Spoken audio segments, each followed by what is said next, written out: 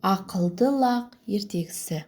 Ертеде бір бұзау, бір лақ, бір тоқты ел көшкенде ойнап жүріп байқаусызда жұрттан қалыпты. Үшеуі тірнектеп жүріп қос тұрғызып алыпты. Қосы бір бұлақтың басында екен. Оның қасында зәулім бәйтерек өсіп тұрыпты.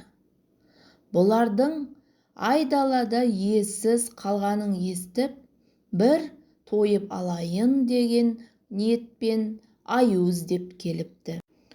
Тоқты қорбандап келе жатқан аюды көреді де, алдынан жүгіріп шығып қарсы алыпты. Тоқты аюды өзінің үйіне кіргізіп төрге шығарады. Тоқты: «Аю, ағамыз келіп қалған екен, не тамақ береміз?» деп сұрайды лақтан.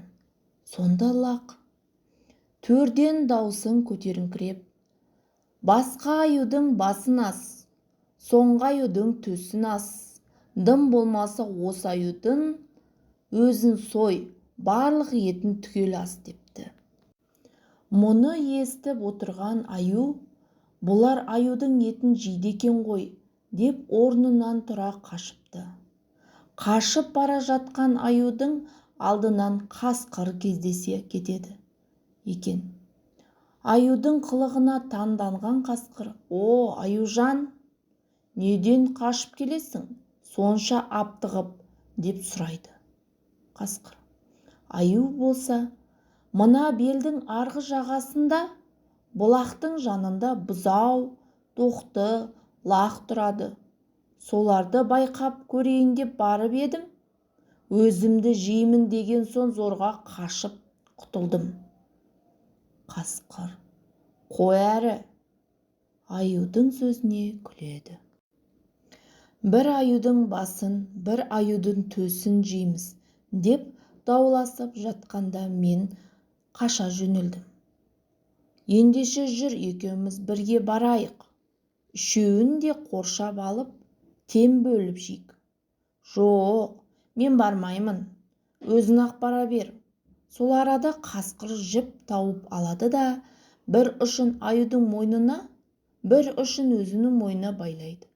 Сөйтіп, аюды зорлықпен алып жүреді. Аюды жетелеген қасқыр тартыса қоса жақындағанда, лағы жүгіріп сыртқа шығады. «О, Қасеке, біз үшеуміз ол аюға тоймаймыз» деп айғайлайды. Бұл сөзді естіген аю бұрын бетер шошып, кері қарай қаша жөнеледі. Қасқыр жіпке буынып, қылқынып қалады. Бір жерге келгенде аю жіпті үзіп тастап кетеді. Ес-түсінен айырылып әлсіреп жатқан қасқырға дала кезіп жүрген тағы бір қасқыр былай дейді: «О, досым, неғып жатырсың?» дейді. Есін жинаған қасқыр: «Неғып жатушы едім? Аюдың ақымағынан өлелгелі жатырмын. Мені аю сүйретіп жығып кетті» деп басынан кешкен оқиғасын айтып береді. Онда өзіміз-ақ барайық. Сонымен екі қасқыр қосқа қайта барады. Бұларға қолданар шарасы таусылған бұзау, тоқты, лақ үшеуі бәйтерекке шығып алады. Лақ бас жағынан, тоқты ортасынан, бұзау олардан төменірек орналасады. Бәйтеректің түбіне келген соң, әлгі жолдан қосылған қасқыр: «Кел, екеуміз мына ағаштарды ырғайық, аналар алма құсап жерге төгіледі» деп ағаш астына дайындалып тұрғанда, бұзау отырған бұтақ сынып кетеді де жерге топ ете түседі.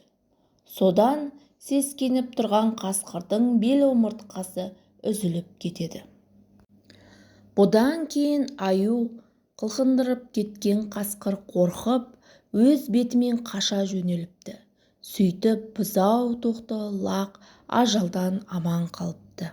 Күзде ескі жұртына көшіп келген иесі аман-есен жайылып жүрген малын тауып алыпты.